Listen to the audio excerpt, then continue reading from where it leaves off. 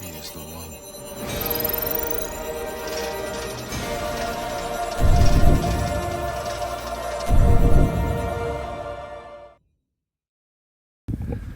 Good morning, good afternoon, good evening, wherever you are in the world. Welcome along to the wilds of Suffolk. I'm out here yet again doing what I do, walking along on beautiful locations. And today, not so great, but we'll get to that in a second.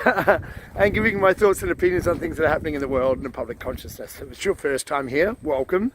If you're a returning subscriber, or 1,313, I think there are of you today, welcome back, or welcome one and all. It is an honor and a privilege to have you join me for these walks, so thank you.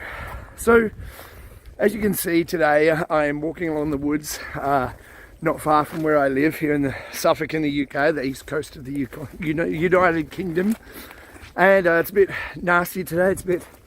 There's a squirrel running up the tree there. Bit of wildlife, we've still got some left apparently. Yeah, a bit nasty, a bit overcast, a bit rainy here today, a bit cold in the warmest year ever on record, of course. But you're not here for the weather. But while we're on the weather, let's go in that direction, shall we? We've got a lot to cover today. I'm not entirely sure what I'm going to call this video yet. I'll have to come up with a name later because there's so much going on. This is going to go in all sorts of directions today, and it is coverage of what I see going on and the narrative shift that's happening every 20 minutes by the sounds of it. It's mental. If you're covering or looking at any of the information that's sort of coming out from all over the world at the moment, it is almost impossible to keep up with just how fast the narratives are changing. So we're going to cover some of those today. It is the 5th of December and who knows what's going to happen tomorrow. I did warn everybody things were going to get crazy, but this is pretty mental. I think we're all going to have to agree things are getting pretty crazy. So let's get on with it. So the weather, or the climate. Last time I was out, you remember, it was lovely, beautiful sunshine. It was a lovely day. Climate changed, obviously, to today. A bit rainy, a bit overcast, but you know what? Look around me. Look around me. Look where I am. In the forest, nice and lush, green. You know why? Because it has water and it has carbon dioxide requiring photosynthesis. It requires a bit of sunshine, a bit of carbon dioxide, and gives the plant energy, and that plant breathes out oxygen, which is required for us to live. But we're told carbon dioxide is a pollutant. It's a complete fabrication. It's a lie. The environment is made up of 0.04% of carbon dioxide in the atmosphere. And we're told we should worry about that. Now, why am I focusing on the weather again? Oh, you're always talking about the weather, or the climate, climate weather. I've mentioned this before. I was told by someone who's obviously far better educated than I am, because I never went to university, didn't even finish high school. So take everything that I say with a pinch of salt, because obviously I'm too stupid to have an opinion, okay? Which is why I come out here, because I view myself as the voice of the I'm not going to say the average man, of the unheard person in this world, because if you don't have a degree in climatology or political science, perhaps, then you don't have an opinion. You're not allowed to have an opinion, and if you do have an opinion, your opinion can't be heard, because obviously it's not educated through our public indoctrination system. Now, currently, we have the COP28 summit, which is the cop out. You know, it's a big cop out. It's the climate summit. It's happening in the Middle East at the moment. So that's a bit strange, don't you think? Okay, now I think it's a bit strange that we have the Middle East that is made wealthy by the American Petro-dollar system that was implemented in 1974 and brokered by a guy called Henry Kissinger. Piece of trash. The world is better for him being gone. Oh, you can't speak ill of the dead, Chris. I can, I will. And especially, people speak ill of Adolf Hitler because, well, he was Adolf Hitler, right? And so make a little bit of adjustment there. people speak ill of Adolf Hitler, right? Because he was a psychopath and killed a bunch of people, right? But we can speak ill of him, but not of people that we revere and hold in high esteem because they changed the world for the positive, Chris. Oh, it's wonderful, Chris. Henry Kissinger brokered the Petro-dollar deal with Saudi Arabia, where they agreed that Saudi Arabia in the Middle East and the world, in fact, would sell their oil in American dollars. Okay, which gave us the American dollar as the world reserve currency. Well, after the Second World War, it goes a little bit further than that. After the Second World War, it was agreed that the American dollar would be the world reserve currency because America wasn't bombed to shit, so all the world sent their gold to America. We'll look after it for you, don't worry. in our secure vaults in Fort Knox. Is it still there? Is it though? I don't know. Yeah, the Bretton Woods Agreement it was called, where the American dollar would be the world reserve currency and all the other currencies could peg to the American dollar for stability, right? So when Nixon took the American dollar off the gold standard in 14th of August 1971, I believe it was, don't quote me, pretty sure it was, then it was basically a fiat currency, which means it only had value because it was ruled and decreed that it did. So there was nothing backing it, okay? Till 1974, when Henry Kissinger brokered this deal with the Arab states to have the American dollar being the world reserve currency, they would sell their oil in dollars. Now, why do I bring all this up? I've been through this before, and if you haven't been here, well, there you go, a little bit of history lesson for you, a little bit of understanding as to why we are in the position we're in, and I'll get to that more soon, where the Arab states were made very, very wealthy because they were selling shitloads of oil, obviously, to the rest of the world, and the American dollar obviously benefited from this agreement because they could print into infinity and beyond, and all that inflation was shipped overseas to other countries that hold the American dollar to be able to purchase things that were pegged to the American dollar, like oil. Okay, we there? You cool? You with me? Okay, now this is a little bit of a history lesson to bring us up to speed on where we are right now with the COP28 climate conference that's happening in the Middle East. Now, the Middle East that was made wealthy through oil is now hosting an event about climate change that we're told we're responsible for using oil.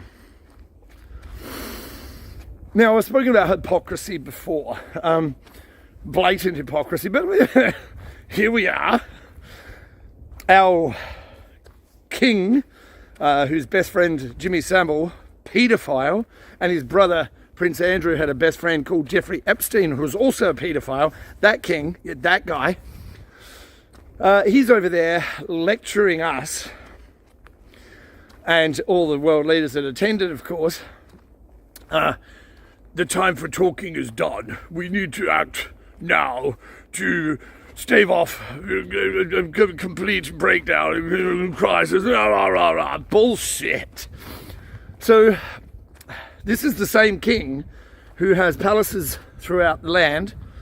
Okay, none of them have solar panels or wind turbines or any other unicorn farts powering them. Okay, this is that guy.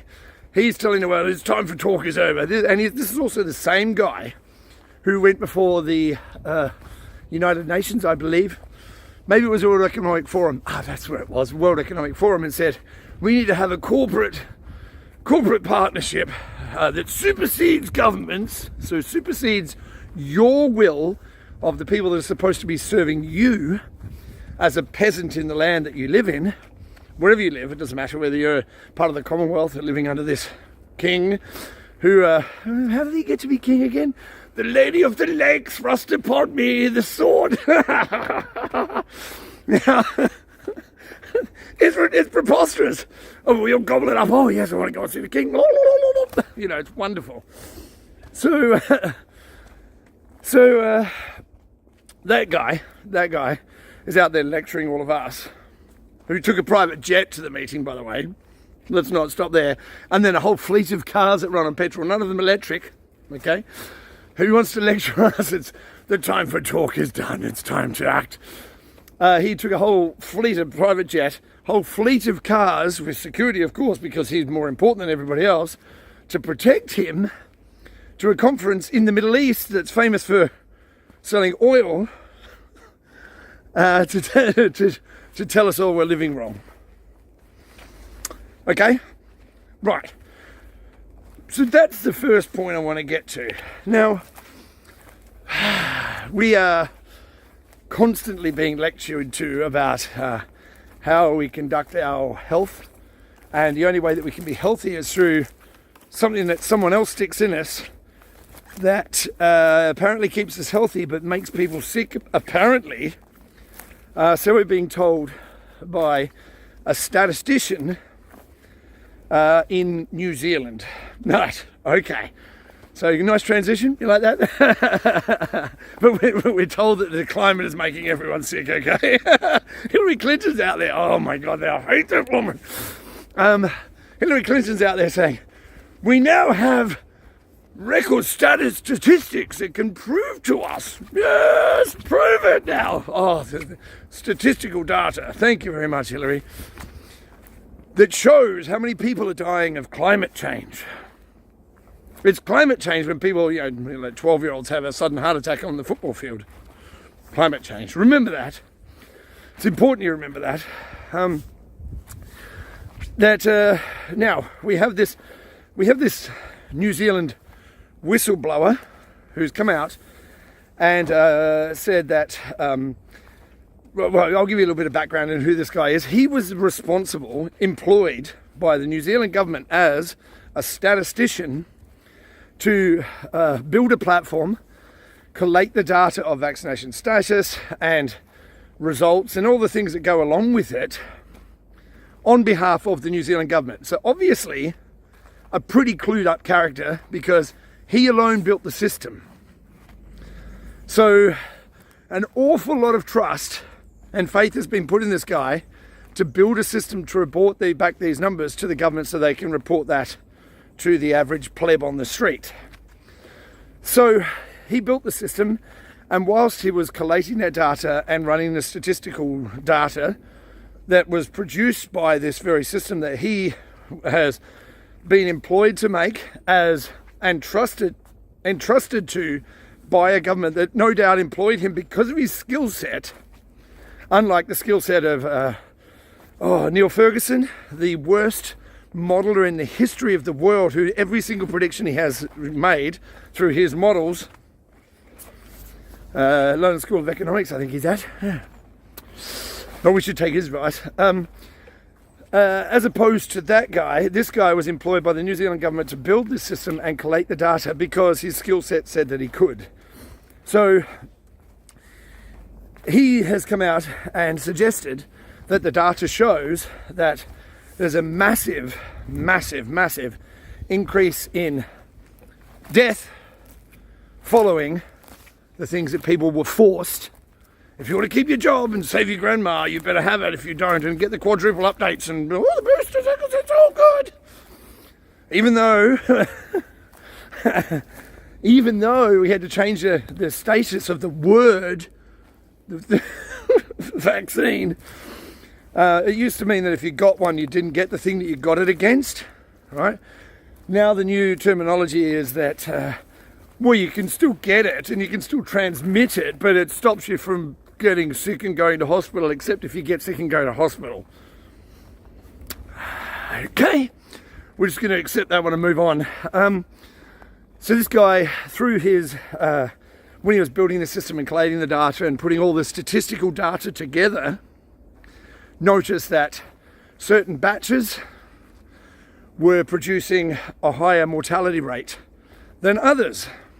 Some as high as 26% of the people in the first 2 weeks after they had it were having strokes, cardiac arrest, blood clots, aneurysms, all those kind of things that we knew going into this. And, of course, the manufacturers of these products, so they made tens of billions out of new as well in advance, and then they wanted to hide the data for 75 years. They went to court, so they didn't have to release the data that proved that they wanted to hide that data for 75 years. So anyway, this statistician, I can't remember what his name is. You can find it. It's on my Telegram if you want to look. I've been sharing it everywhere. It's all over Twitter. It's everywhere. There was a news reporter in New Zealand that also was sharing this information. She did a video about it, where he came out and produced the numbers. Now, they've said he revealed sensitive data about people's medical records. Well, it wasn't their medical records, it was their status of, how many of those they had, without revealing any names or any details of those people except age and status. Okay? So it wasn't any personal details that he released. He redacted all that kind of, the names and all that kind of thing. But he produced and released, uploaded all the data that showed status, mortality and age in relation to those things.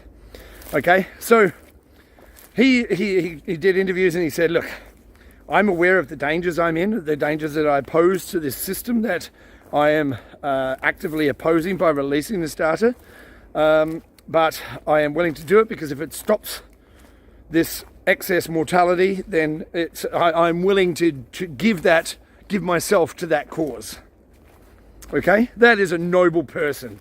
That is a noble person that stands up in the face of unbelievable hardships can be thrust upon them to stand against something so massive that it could mean their life. Now, since he's done this, he has been arrested. Okay, now the news reports coming out are saying, well, this is a hack of the system and the safeguards weren't in place, and how can this person have access to this data? He built the system. So they're trying to discredit this guy in any way they possibly can, to say he doesn't know how to read the data, he's not a medical professional, blah blah blah, whatever garbage they're going to come up with tomorrow to say about him. Trying to discredit him, they'll probably find somewhere in the past, in 1987, he didn't pay a parking fine, which proves he's working against the system and the law, and he wants to destroy humanity and society. Whatever bullshit they're going to make up about this guy. But he's since been arrested. Okay? So rather than asking the question, is the data correct that it shows that? No. Asking every other question that goes along with it, except the very thing that should be asked. And everyone's just like, oh, it's Christmas in a couple of weeks. That's nice. Distraction, look over there. Squirrel. Now, let's move on from that, shall we? We'll move on, but we'll move sideways and we'll circle back, just like Jen Psaki, to where I started this whole thing, which is carbon dioxide. Okay? Fortunately, because I'm in the forest, I'm not breathing too much of it, because you know what? The trees, they have it all, and spitting out some nice oxygen. So it clears my head, and I have the ability to come out here and speak my mind and try and recall all the things that I've come into contact with over the course of my 51 years and make sense of it in a cohesive argument that I present to you for your consideration. Okay, this is not planned, there's no script, I'm just putting all this stuff together as I walk, because I sent a message out to someone this morning saying it's really difficult to be the person that opposes a system and a society that will blindly accept information that's fed to them through a screen, much like the one you're watching now, without question. It's hard to be that person that stands against that system. It really is. And if you're watching this, you probably feel the same way. You have friends, you have family, you have the system, much like in TheMatrix, where Morpheus says to Neo, most of these people aren't ready to be unplugged. Most of them are so inert or so inured to the system that they'll fight to protect it. Now, if you're opposing and questioning someone's reality, of course they're going to push back on you, because that can't be true. Who are you? Who are you, the uneducated swine, that didn't even finish high school, how dare you question the science? Okay, so let's get into some science then, okay? So, I don't know whether you've noticed or not, but there's a lot of volcanoes going off. I do apologise for that. I don't know what happened. The video stopped mid-recording. I have no idea why, but I'll try and pick up where I left off. Hopefully I didn't watch the video back to see where I was, but I was talking about carbon dioxide and how we have been trained to believe it's a pollutant in our world, whilst walking through a forest that requires carbon dioxide, of course. But I don't know whether you've noticed or not, but there are a bunch of volcanoes going off in the world at the moment. We have one in Japan that's just recently gone off. We have one in Indonesia. We have Mount Etna in Italy that has recently gone off. Now, I don't know if you're aware or not, but if you're not, I'll make you aware. The amount of carbon dioxide that is released into the atmosphere by a volcano erupting, especially a large one, as one eruption, is more carbon dioxide is pumped into the atmosphere from one eruption than the entire amount of human history combined is equal to, or less than the eruption of one volcano. But we're told we're the problem. Now, we're also told we live in a closed system, being the world that we live in. We live on a planet, apparently, we're spinning at 1,100 miles an hour, and we're spinning around the sun at 15,000 miles an hour or something like that. Then we're spinning through the solar system at 100,000 miles an hour. That's spinning through the universe at 10,000 million miles an hour. I mean, these numbers, it gets preposterous, but that's what we're told. Okay, so let's just take that as true, and we're living in this spinning ball that's in a closed system. Now, you would think that in a closed system, the system would have corrective measures to be able to maintain that system, to be able to maintain a system that is required for life, right?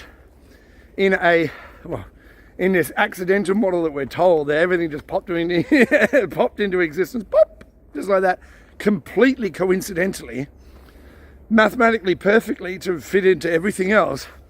There's just right. It's the Goldilocks zone. Okay, we're told the chances of you being here are completely minuscule, and you mean nothing. In the whole scheme of the entire universe, you are nothing. That's what we're told by science. And it's we're not living in a created reality. Okay, it's important you remember that it's not created for you to grow and to come into an understanding of yourself and to the wider your interaction with the wider universe. It's not about that. Okay, it was never created for that. It was never created from a consciousness, call it God or a universal consciousness, whatever you want to call it. It wasn't created by that. Okay, just so you remember, to be able to experience itself and come to an understanding of what it's all about. You ever question what it's all about? Nope.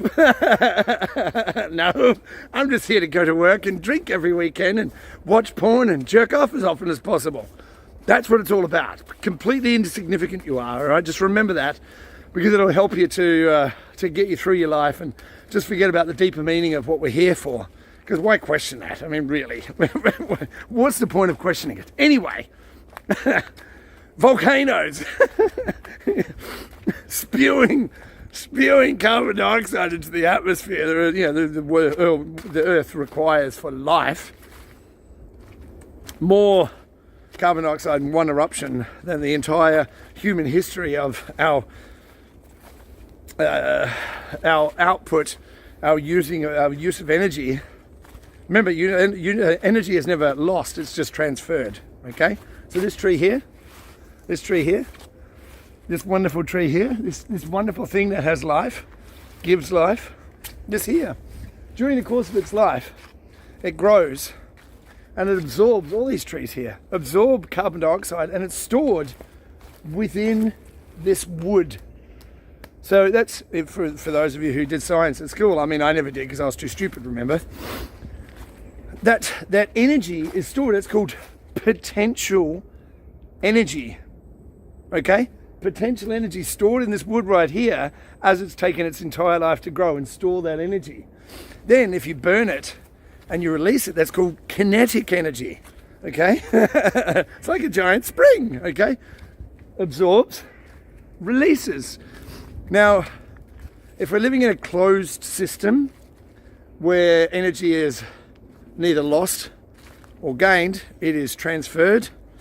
So how are we over polluting the atmosphere with something that is stored and released? That's interesting. But the numbers don't lie, Chris. Oh, it's all the numbers.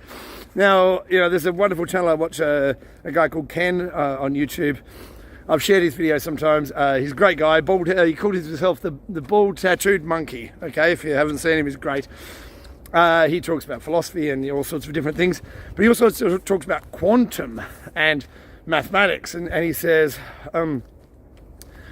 quantum, if you can't measure it, like the mathematicians and the quantum, the physicists and the quantum physics people and the theoretical physics people and all those people who deal with numbers, they quantify reality through a number, because if you can't measure it, it doesn't exist. Okay, but then they come up with these weird things to make the numbers work. They have to invent things like, you know, that's why it's called theoretical physics, because you have to theorize, and it works. Our numbers. You know, if the physics didn't work, Chris, we wouldn't have things like television and phones and things that you could transmit you know, your signal, your crazy conspiracy theorist signal to the world. Okay, so the numbers work. Okay, except when they don't. So we have, you know, the physics says nothing can move faster than the speed of light. Okay, except in quantum physics it can, because information can be transferred over vast distances, light years. Remember, speed of light, can't go faster. Information can be, you know, sent over vast distances instantly with no time lag, which means something is moving faster than the speed of light. So numbers don't lie, except when they do. Oh, we have to come up with a different theory to explain that then. So the issue that we face is that while the theory works, practically it doesn't. Until it only works until the theory breaks down. It's like it's like in English. My wife is, you know, she's a foreigner in this land, as am I, from a different country, and we're teaching our children about the English language, and you know, all the rules that go along with it. I after E, except after C, except that doesn't work all the time. You know, it's like, let's make up some more rules and then break them as well, because they don't work. Okay. We have to acknowledge that they don't work and question. This is the problem with our society, is no one questions anything anymore. When you're a kid, what's the most popular question that kids ask? If you've got kids of your own, you'll know it. But why? And we lost that ability when we went through our indoctrination process of 12 years at school. Yeah, okay, I'll repeat back what you said to me, and that gives me a good grade, which means I can go out into the world and be something. Honestly, if you go through that indoctrination, and then you go through another 5 or 6 years of university indoctrination where you have to go and study so hard, but you question the reality during your doctoral thesis, Chris. Okay. And then you forget all that, because in order to go into the industry that you're studying for, you have to forget the questioning and adopt this works. And we know it works because we do it every day. Except the Hungarian doctor I told you about in one of my last videos, who said maybe you should wash your hands after touching dead bodies before you help, you know, in the birthing suites. Remember, they drummed him out of the science because it didn't fit with their models. Now we understand that to be true, but you know, that poor guy killed himself because, well, he questioned the science. Now, the narrative is changing every minute. I mean, it does. You know, it's the climate's going to kill us. The sun, oh my God, the sunspots is going to knock out the internet. It's going to knock out the power. Russia's going to hack the banking system. China's going to hack the banking system. Oh, and let's not forget the other one I wanted to bring up today. I've mentioned before the Vietnam War and how America got into the Vietnam War, and that was something called the Gulf of Tonkin incident, okay? Where you had an American warship, apparently, that was sunk by the North Vietnamese that triggered America getting into the war in Vietnam. Okay? Gulf of Tonkin. Don't believe me. CIA did it. Okay? CIA fabricated the whole event to get America into the war in Vietnam. Okay? You can't deny it. Now, we're facing another incident right now where we have the American fleet is in the Red Sea and all around the Arabian Peninsula area because of the war in Israel and Palestine. Of course, it's not really a war, is it? It's really one-sided. Bomb, bomb, bomb, bomb, bomb, bomb, bomb. And, yeah, like I say, no one's right when everyone is wrong, okay? This is an escalation of war. Ukraine couldn't do it. We're just going to send them some more money. Send them some more money. While what's his name? Zelensky just bought himself a $35 million yacht. And how come we don't see any footage of the war? We see footage of war coming out of Israel every 10 seconds, but we don't see any more footage coming from Ukraine. A lot of money going there. A lot of money. A lot of money. A lot of that money was being laundered back through FTX. You remember FTX before that went down the toilet? Okay. Where was I? Oh yes, Gulf of Tonkin. So they call that a false flag, which means an event that is used, never let a good crisis go to waste, remember, an event that is used as a tipping point to go in a direction that was already planned for a lot of years beforehand, okay? So Iran is the target, okay? Now, we're told that an American warship and commercial ships in the Red Sea and in the area surrounding the Arabian Peninsula there are under attack from the Houthi rebels.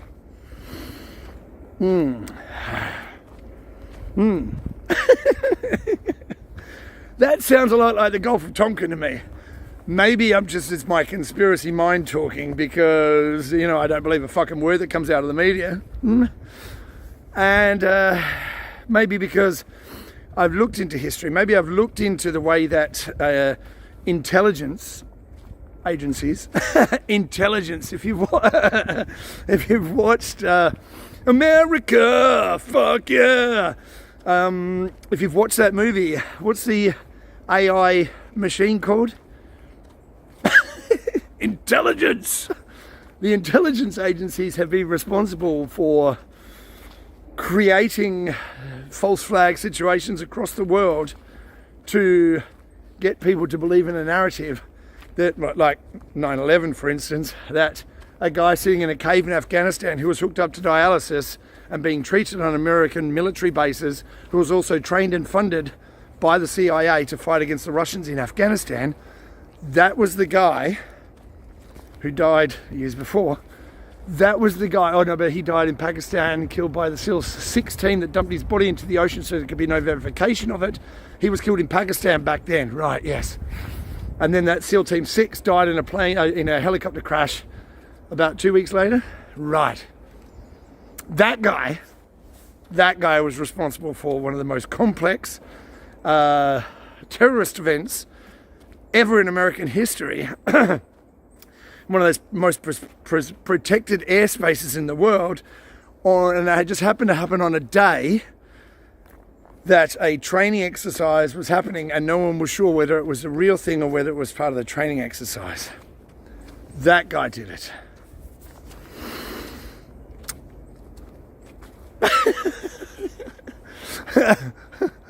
So don't question it.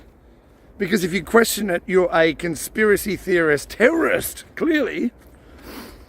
And that could land you in big trouble, which, you know, for someone who is out here talking about the things that I do, and I won't stop, by the way, unless, of course, someone decides that they want me to stop. You don't scare me. Brigade 77? Look, if you're the poor person that has to watch my videos of Brigade 77 or any other intelligence agency that has to watch me come out here and talk rubbish and clearly question a narrative that is being made up by someone who doesn't understand that the stupidity of what you're trying to tell us all is so evident that even people who think that I'm crazy still go, yeah, that doesn't make any sense. If you're the poor person that has to watch this and you're employed by Brigade 77 or someone else, I pity you. I pity the fact that you're willing to debase yourself and go along with whatever you're being ordered to do, just like the Nazi soldiers back in World War. I was just following orders. If you're that person, I pity you. Shame on you. I'm disgusted by people like you. I'm just following orders. Okay, whatever that means to you, it probably means nothing because, well, what do I think anyway? I'm crazy. Everyone tells me all the time I'm crazy. So, the point of this whole talk is the narrative is shifting so rapidly from one thing to another, from volcanoes, sunspots, climate, new viruses coming out of China, white lung. The narrative is shifting so quickly, and it's so diverse, and it's like you every single way that you turn, something's going to kill you, or someone's going to kill you, or the narrative is falling down. When one narrative explodes or implodes, or generally people start to notice and go, hold on a minute, that doesn't make any sense. When that happens, then they shift to a different one. The underpinning of all of this, why is the narrative shifting so fast? Because the corruption in government, corporations, governments aren't controlling anything. Corporations, international, global corporations who are supported by people like our king, who are saying corporations need to take charge and take away the power, take charge and use the trillions at their disposal that's coming to them through ESG, remember? We spoke about that before, through BlackRock and State Street and Vanguard, and global corporations are taking control of the world and making those decisions for us all for the greater good. Now, one of their decisions in the future for the greater good mean that, well, you know what, there's too many people on this planet. We have to enslave these people and tell them how to live, make sure that they, if they don't meet a certain criteria, maybe blonde hair and blue eyes. But the Nazis lost the war, Chris. Okay. Watch the narrative change. Watch now you see the peril that our planet is facing. Next to be aliens. It's coming. I can't wait till that day, because all the people are like, oh, Chris, you're crazy. I can't wait to see the reaction. I think it's going to be brilliant. But we are coming to that point where the open corruption of governments and corporations is on display. That's, you know, when corporations and governments get together, what's that called again? Fascism, maybe? Maybe? When the open corruption is becoming obvious to everyone, or the collapse of the financial system as we know it is becoming obvious to everyone as the prices skyrocket and people can't afford their Christmas turkey, or maybe a can of beans for Christmas, if you're lucky. Maybe the power will go out. Maybe there'll be a hack of the banking system, or be a hack of the internet, or the power will go. Who knows what's going to happen next? Who knows what the narrative change is going to be next? But it's it is to hide and obscure and obfuscate, love that word, the obviousness of what's been going on our entire lives. As it's revealed, the more smoke screens are put up. And you'll notice it, it's going to come from everywhere. And as I've said before, if you don't think that volcanoes can be caused and created, and earthquakes can be caused and created to go off through technology that we don't yet know about, then I think you're missing the point of what's going on. So open your eyes, keep your eyes open, head on a swivel. Make sure Bigfoot's not behind you, coming through in a trans-dimensional doorway, much like that plane disappeared through. Keep watching, because shit is going to get really, really, really, really out of control. And by March or April of next year, I think we're going to see a combination of events that are going to display just how bad things are. But that said, we're going to come through this period of hardship, much like the lobster. I've told the story of the lobster before. We're going to come out of this with people creating and corporations and small businesses going up against the massive corporations, creating new technologies and implementing new ideas that can not only benefit us all, like free energy, financial inclusion that doesn't require the banking system, the ability to transfer value, anything of value from one point to anywhere in the world, to any point anywhere in the world for free or virtually for free. Those systems are going to be implemented, and the world will be a better place once we've gone through this shake-up of our lackadaisical society that relies on a please give me more, Mr. Government, when the government is, the only way the government can give you more is to take from someone else, meaning you and me. So keep watching, because as things explode, that's when we'll know that we're on the verge of something in a different direction. Mark my words. But why listen to me? I'm crazy, remember that. But all that said, we are in control here. We make a difference into what the outcomes of these decisions that are made through going out into the world. Do good and be good, and you can change the world with the way that you talk, the way that you think, the way that you interact with people, the information you share, and the way that you question what you're being told. So do that. We can make the world a better place. But most of all, look after yourself, look after each other, and we can make things better if we look after each other and we look after ourselves. Do that. All right. Thank you so much, one and all, for joining me. I look forward to seeing you real soon. Ciao for now.